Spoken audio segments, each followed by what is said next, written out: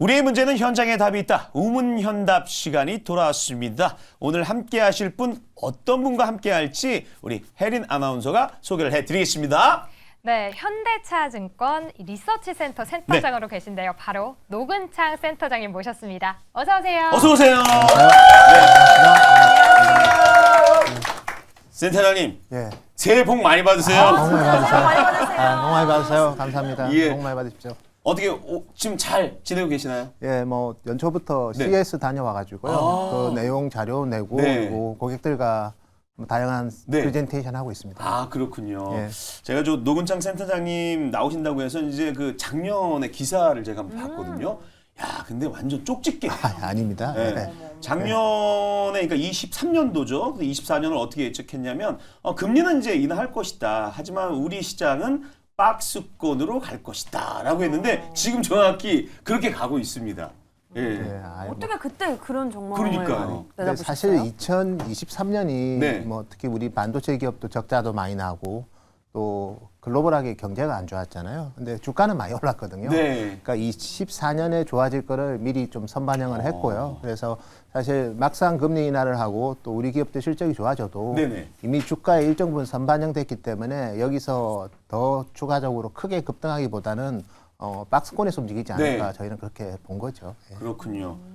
그러시면서 또 올해에 이쪽 섹터가 갈 거다라고 말씀하신 게 바로 반도체 섹터입니다. 예. 반도체 섹터를 든 이유는 분명 있을 것 같아요. 예, 뭐 저희는 뭐 반도체 중에서 특히 AI가 제일 네. 중요하고 그리고 사실 세상 자체가 이제 점점점 데이터의 중요성이 커지고 있습니다. 네. 그래서 지금은 우리가 생성 AI가 주로 인프라 단에서 전개가 되지만 네. 2024년부터는 저희는 이제 소비자 디바이스 쪽으로 확대가 될 거라고 좀 저희는 작년부터 좀 얘기를 좀 일찍 했고요. 네. 그래서 온 디바이스 AI 관련해서 스마트폰이나 PC가 이제 2024년부터 이제 본격적으로 개화될 거라고 예상을 했는데 네. 실제로 시장 분위기도 좀 그렇게 가는 것 같고요.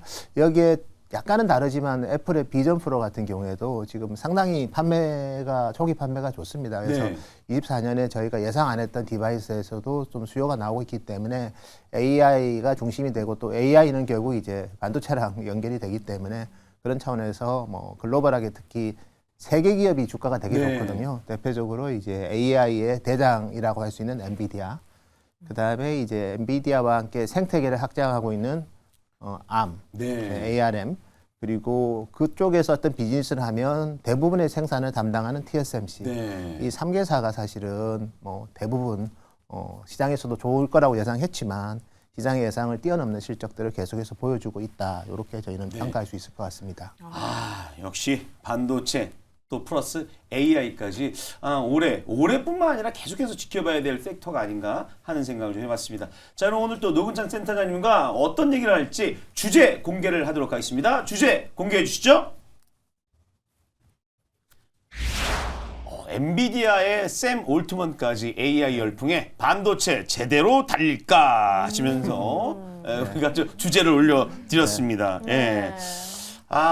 또 AI 하면 또 퀄컴 얘기를 네. 안 할 수가 없습니다. 예. 네. 퀄컴 보니까 최근 10년 동안 가장 낮은 연매출을 기록했는데 올해 보니까 좀 회복세를 보이고 주가도 조금 오른 세로 좀 가고 있더라고요. 예, 뭐 퀄컴은 사실은 스마트폰에 주로 연동됩니다. 네. 근데 2023년까지 스마트폰 시장이 3년 연속 마이너스 성장을 했기 때문에 퀄컴의 실적은 좋을 수는 없죠. 그렇지만 지난 4분기부터 중국을 중심으로 스마트폰 수요가 회복되면서 퀄컴이 이제 4분기부터 실적은 좋아졌는데요. 네네. 근데 2024년에는 여기에 이제 퀄컴은 주로 스마트폰에 들어가는 칩을 만드는 회사인데 AI PC라는 또 새로운 영역이 형성됐고 예. AI PC라는 거는 또 전력 소모가 되게 중요합니다. 근데 네. 퀄컴의 프로세서는 대부분의 설계도가 이제 ARM 기반이거든요. 네네. 그렇기 때문에 ARM 관련된 또 AI PC에 있어서 퀄컴이 또 새로운 시장을 개척하고 있습니다. 네. 과거에 우리가 ARM 기반의 PC 프로세서는 애플 말고는 없었거든요. 네. 근데 퀄컴이 이번에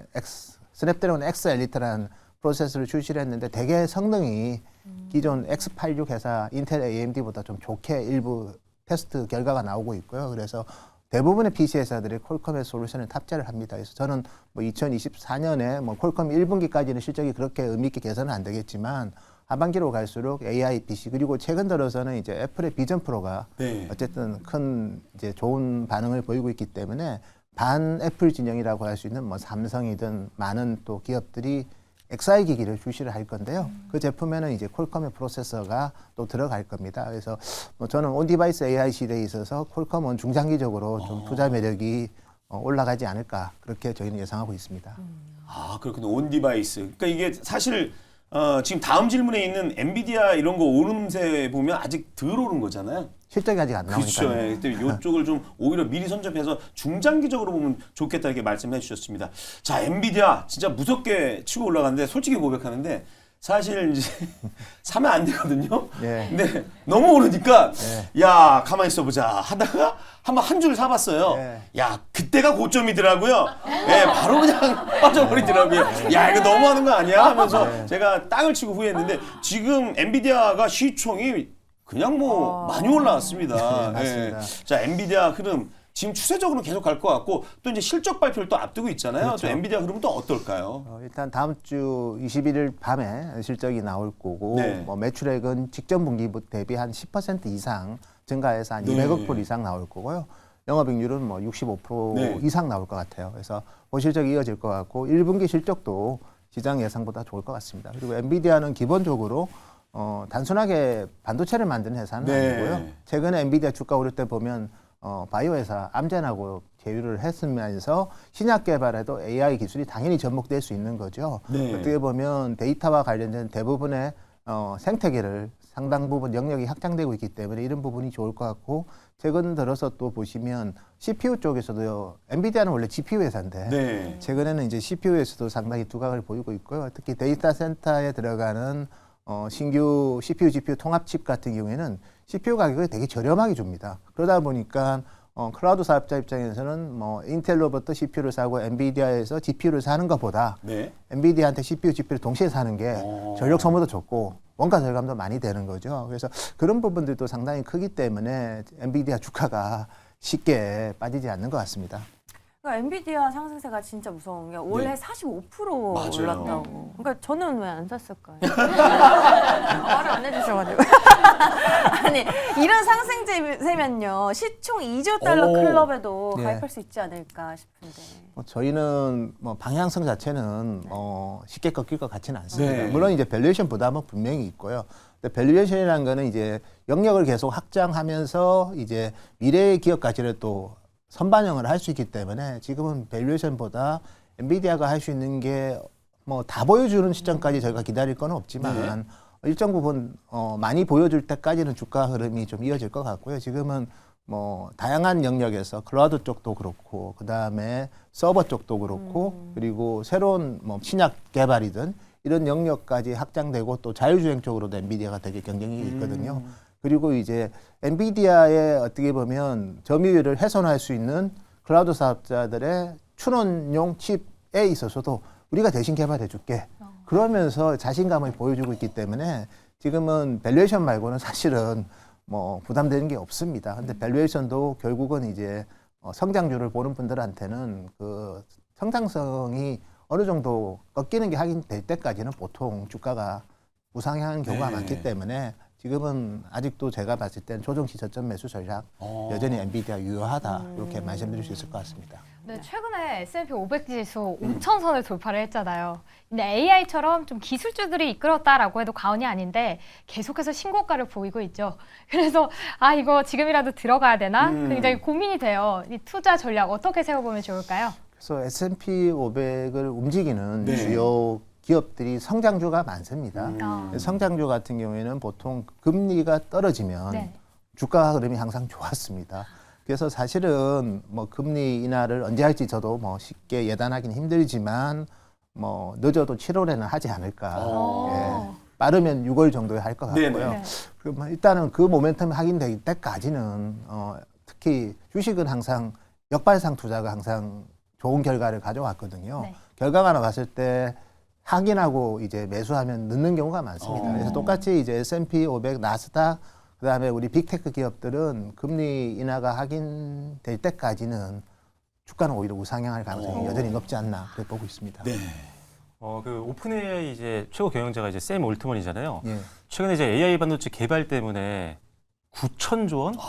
뭐 천문학적인 상상도 안 되는 예. 이게 MS랑 이제 애플을 합친 총보다도 많은 예, 금액이잖아요. 맞습니다. 이렇게까지 해서 투자금을 모으고 있다는 소식이 있는데 그래서 네. 엄청 지금 이슈가 되고 있잖아요. 근데 이런 행보까지 보이는 이유가 뭐라고 생각하시나요? 뭐 결국은 이제 더 큰 영역을 만들고 싶고 그다음에 뭐 오픈 AI도 그렇고 이제 당연히 GPU는 전부 다 엔비디아 제품을 썼죠. 기존 처음 B100부터 이제 H100까지.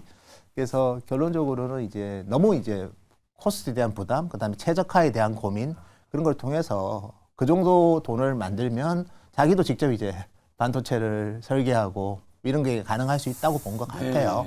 AI 반도체를. 그리고 그 이제 파트너로 이제 고른 게 소프트뱅크. 소프트뱅크는 이제 참고로 ARM의 대주주입니다. 네. 그리고 이제 TSMC에서 또 생산을 맡기는 그 연맹에 어쨌든 우리 오픈 AI도 같이 새로운 어떻게 보면 컨소시엄을 만들어 보자 그런 의도로 이번에 특히 중동 쪽에서 펀딩을 네. 의미 있게 할 것 같고요. 그래서 저는 뭐 이런 부분들은 결국 이제 생태계에 있어서 주도권 싸움이라고 보시는 게 맞지 않나 그렇게 보고 있습니다. 그 올트먼이 이제 뭐 오일머니도 끌어들이고 TSMC도 만나고 ARM도 만났습니다. 그렇다면 사실 우리나라 기업 삼성전자하고 SK 하이닉스를 좀 봐야 될 텐데요. 예. 이 투톱에게는 또 새로운 기회가 될 수 있는지 궁금하네요. 예, 사실은 새로운 영역 경쟁을 할 때 네. 우리 기업들 같은 경우에는 이제 맞춤 반도체인 HBM 이런 제품들을 만들잖아요. 네. 그래서 결국 이제 서로 이제 어떻게 보면 데이터 센터를 중복으로 투자할 수도 있습니다. 네. 그 말은 우리 기업한테는 매출이 2배 정도 나올 기회가 또 생기는 거죠. 그리고 또 TSMC한테 물론 많은 물량이 아마 양산을 맡기겠지만 TSMC도 수요가 좋다고 해서 그거만큼 또 생산 캐파를 탄력적으로 또 증축하기는 힘듭니다. 네. 삼성 파운드리가 요즘 선단 공정에서 좀 어려움이 많은데 뭐 이렇게 새로운 반도체 공화국을 또 만들려는 그런 움직임이 있으면 TSMC가 다 감당하기 힘들거든요. 그러면 이런 부분들이 또 삼성 파운드리한테는 또 새로운 수요처가 될 수도 있는 거죠. 그래서 한국 기업 입장에서는 HBM과 니어 메모리라는 그런 제품을 팔 수 있는 판로가 하나 더 열리는 거고요. 그다음에 삼성 파운드리 입장에서는 이제 TSMC가 너무 바빠서 네. 일정 부분 물량이 삼성 가동률 개선에 도움을 줄 수도 있지 않을까. 그렇게 저희는 예상하고 있습니다. 네, 미국 증시 지금 빅테크 기업 중심으로 맞아요. 랠리가 이어지고 있잖아요. 그렇다면 이 기록적인 강세장이 언제까지 좀 이어질까요? 사실 뭐 정말 제일 어려운 제일 질문이고요. 그래서 일단 뭐 내년도 경제도 좀 봐야 되고 그다음에 정말 AI가 완벽하게 사람을 대체하는 거에 대해서 세상이 공감을 얼마나 할지는 좀 봐야 되지만 근데 제가 봤을 때는 이제 AI가 인프라 단에서는 많이 확충이 된 것 같아요. 네. 그리고 앞으로 확충할 것까지도 주가는 상당 부분 반영하고 있다. 그렇지만 이제 소비자 단에서 퍼지는 건 아직 반영이 안 돼 있기 때문에 저는 뭐 방향성은 역시 특히 미국의 빅테크 기업들이 AI 중심에 있다고 보셔야 돼요. 네. 모든 코어 제품들은 미국 기업들이 다 설계하고 네. 뭐 어쨌든 서비스를 하고 있기 때문에 결국 이제 이 흐름은 좀 큰 메가 트렌드로 좀 보시는 게 맞을 것 같아요. 즉 사람의 노동력을 AI가 대체하고 개인한테는 AI 비서가 단순하게 그냥 뭐 적당하게 물어보는 거 답해주는 게 아니라 맞춤으로 저를 서포트해주는 즉 구독 서비스를 모든 개인이 AI 비서 서비스를 할 수도 있어요. 그러려면 이제 그런 뭐 인프라 단도 그렇지만 디바이스 단에서도 AI 기능이 더 강화가 돼야 되거든요. 그래서 그 중심에 미국 기업들이 다 있습니다. 그래서 저는 뭐 당연히 주식이라는 거는 계속 오르고 밸류에이션이라는 벽에 부딪힐 거고 또 선반영 됐으면 또 새로운 대안을 찾겠지만 네. 이 AI 빅 메가 트렌드는 쉽게 훼손되지는 않을 것 같습니다. 아, 그래요. 사실 저도 어제 미국 주식을 보고 딱 그 전고점에서 딱 눌리더라고요. 그래서 거기서 좀 더 상승할 수 있는 강한 모멘텀이 나와줘야 되는데 그게 안 나오고 있거든요. 그 모멘텀이 과연 뭘까 지금 좀 저도 찾아보고 있는데 쉽진 않다 이렇게 생각을 하고 국내 상황을 한번 보죠. 2월 그 반도체 수출 데이터를 보니까 호조세로 늘어났더라고요. 자 이렇게 되면 이런 것들이 우리 반도체 기업들한테 좀 영향을 줘서 반도체 사실 최근 좀 조정받다가 좀 올라가고 예, 있잖아요. 예. 이제 좀 상승 분위기로 전환할까요? 실적은 좋아지고 있고요. 네. 아마도 하이닉스는 1분기에 지난 4분기에도 흑자 전환을 했지만 1분기 영업이익은 한 1조 이상 나올 거로 네. 저는 예상하고 있고 삼성전자도 이제 메모리 반도체는 아마 흑자 전환을 할 것 같아요. 네네. 1분기에. 그렇지만 이제 파운드리나 이런 부분들은 여전히 어려움이 있을 것 같습니다. 그래서 전체적으로 실적은 당연히 좋아지는데 이제 시장에서 이걸 알고 있다는 거죠. 예, 그게 그래서 우리 수출 통계, 반도체 또 전체적인 출하량 이런 숫자들 되게 좋긴 하지만 이런 수치들은 다 이제 많이 인지하고 있다는 겁니다. 네. 그래서 이 부분은 그냥 확인하는 정도로만 봐야지 이것 때문에 반도체로 다시 더 세게 사야 되겠다 그런 접근은 조금은 신중할 필요가 있습니다. 네. 그 AI가 이슈가 되고 본격 개화한다고 하면서 뭐 예를 들어 GPU 수요도 많고 예. 엔비디아의 HBM 납품하고 있는 하이닉스가 굉장히 많이 주목을 맞아요. 받았었잖아요. 예, 예. 앞서 말씀해 주신 것처럼 내년 1분기에 1조까지도 바라보고 있는 그런 예, 상태라고 하고 하셨는데 또 그게 반영됐다라고 반영됐을 수도 있다라고 하시니까 예. 지금 신고가를 경신하고 있는 상황에서도 더 갈 수 있는 좀 내용이 있을까요? 저는 아직은 좀 더 남아 있는 것 같아요. 네. 그래서 HBM 가지고는 일정 부분 지금 주가에서는 많이 반영을 하고 있고요. 왜냐하면 밸류에이션이라는 게 하이닉스가 삼성전자보다 훨씬 비싸진 적이 많지는 않거든요. 네. 항상 삼성전자가 하이닉스보다 좀 비쌌습니다. 음. 왜냐하면 삼성전자는 다른 비즈니스가 있어가지고 메모리 반도체만 만드는 하이닉스보다는 좀 항상 밸류에이션이 비쌌는데 작년부터 하이닉스가 훨씬 비싼 회사가 됐거든요. 그러니까 많이 이제 이런 부분은 반영을 하고 있지만 또 이제 아까 제가 언급드린 것처럼 온 디바이스 AI나 이런 쪽으로 또 니어 메모리 같은 그 신제품들이 또 확산될 수 있기 때문에 저는 그렇게 봅니다. 주가의 탄력은 앞으로 떨어질 거예요. 이미 많이 올랐으니까. 그렇지만 상승하는 방향성은 여전히 유효하다. 이렇게 말씀드리겠습니다. 네. 사실 SK 하이닉스 주가가 좋으니까 또 관련 또 종목들이 이제 상승을 했는데 유독 안 간 종목이 뭐 다 아실 거예요. 삼성전자. 예, 삼성전자만 소외받는 느낌을 갖고 있어요. 그러니까 예. 삼성전자한테는 어떻게 반대로 얘기하면 정말 엄청난 기회거든요. 예. 근데 이 기회를 지금 못 잡고 있어요. 예. 그래서 너무 안타까워요, 지금. 예. 제일 많이 받는 질문이에요. 예. 그래서 저희도 많이, 저희도 삼성전자도 어차피 반도체 1등 기업이잖아요. 네. 메모리 반도체 1등 기업인데 주가는 하이닉스랑 완전히 다르게, 물론 안 가는 건 아닌데 네. 우리 기대보다는 훨씬 못 가잖아요. 그래서 결국 이제 그 이유에 대해서 좀 냉정하게 볼 필요가 있습니다. 제가 봤을 때는 한 두 가지인 것 같고요. 네. 첫째가 제일 큰 회사가 엔비디아인데 네. 엔비디아의 HBM3를 공급 못한다. 그런 소문이 너무 많아요. 근데 그건 소문이고요. 물론 이제 늦게 했고 하이닉스가 주도권을 갖고 있고 이건 분명하지만 네네. 제가 오늘 드릴 수 있는 얘기는 공급하고 있습니다. 어. 근데 아직까지 비중이 크진 않아요. 네. 근데 시장에서는 못하고 있다고 하고 있기 때문에 이 부분은 아마 시간이 지나면 시장이 하긴 하겠죠. 네. 그래서 이 부분 가지고 주가가 빠지는 거는 오히려 매수 기회라고 오히려. 말씀드리고 싶고요. 네. 두 번째, 그렇지만 이제 파운드리 쪽은 좀 안 좋습니다. 그래서 이 부분은 TSMC가 선단 공정 4나노 이하를 거의 독식하고 있거든요. 근데 이게 하루아침에 바뀔 것 같지는 않아요. 네. 그리고 냉정하게 본다면 왜 하이닉스가 삼성보다 주가가 좋으냐?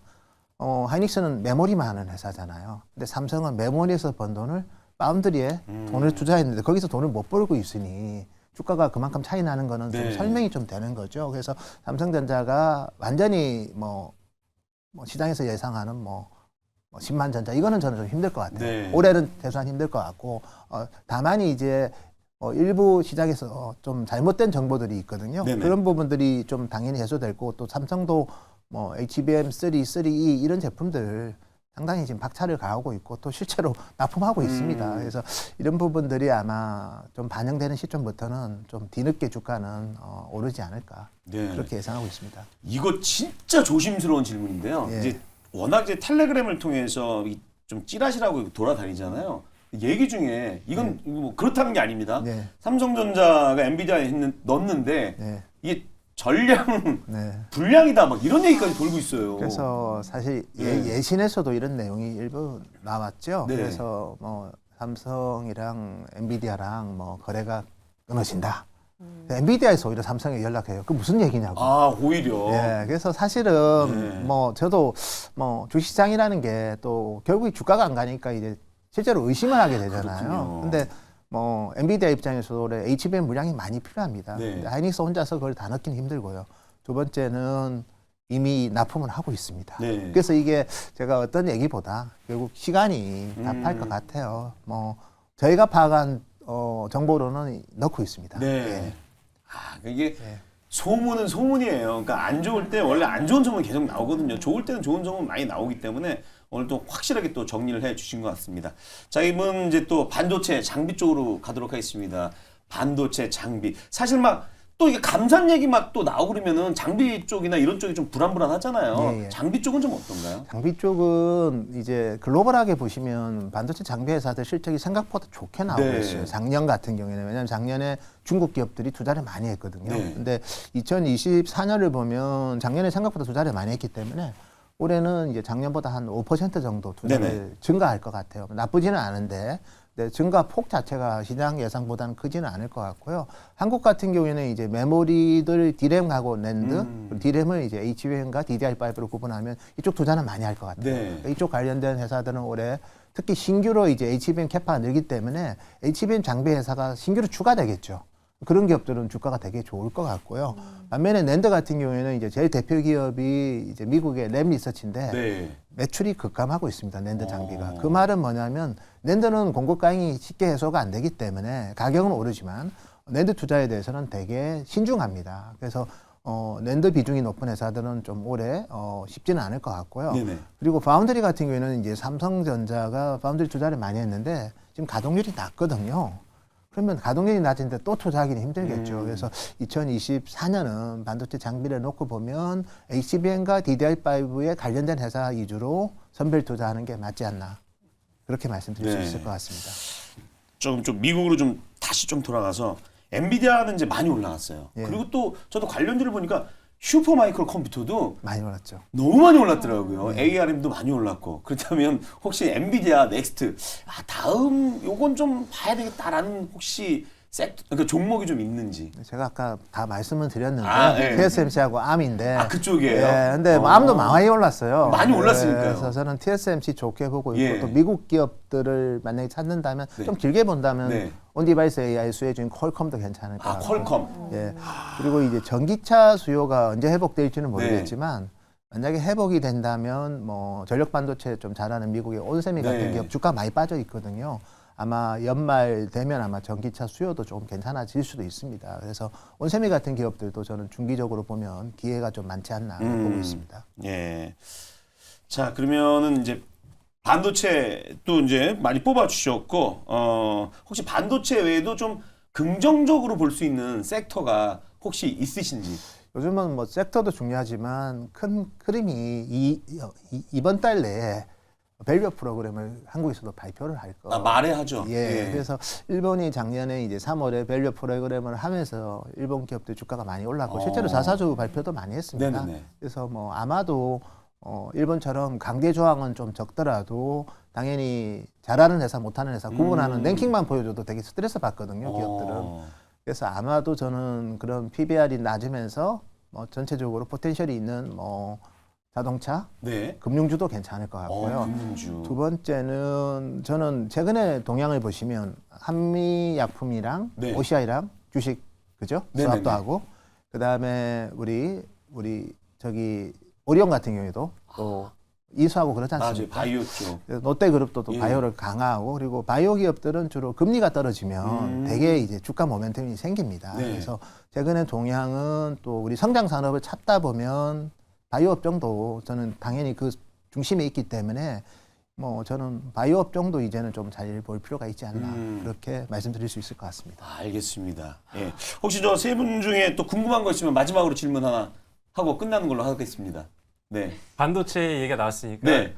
짧게 반도체 올해 슈퍼 사이클이다 이렇게 보시는 분들도 있고 네.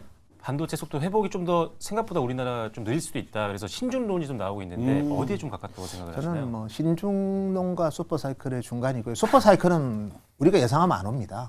모를 때 옵니다.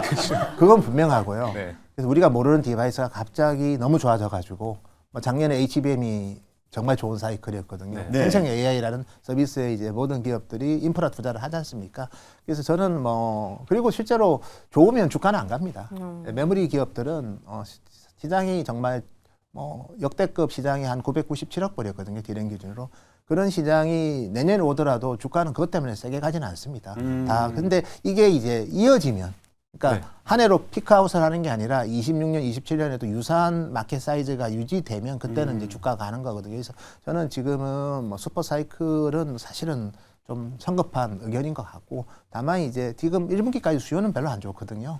근데 하반기부터는 좀 수요가 좀 회복될 것 같아요. 그래서 저는 그냥 어쨌든 시장이 예상하는 것보다는 좀 좋을 것 같습니다. 네. 네. 늘 저희 같은 개인 투자자들을 위해서 선한 영향력을 행사해 주신 우리 노근창 센터장님과 함께 했습니다. 오늘 나와서 너무 감사드리고 또 기회가 되면 저희가 또 정중하게 또 모시도록 하겠습니다. 오늘 나와서 너무 감사합니다. 고맙습니다. 감사합니다.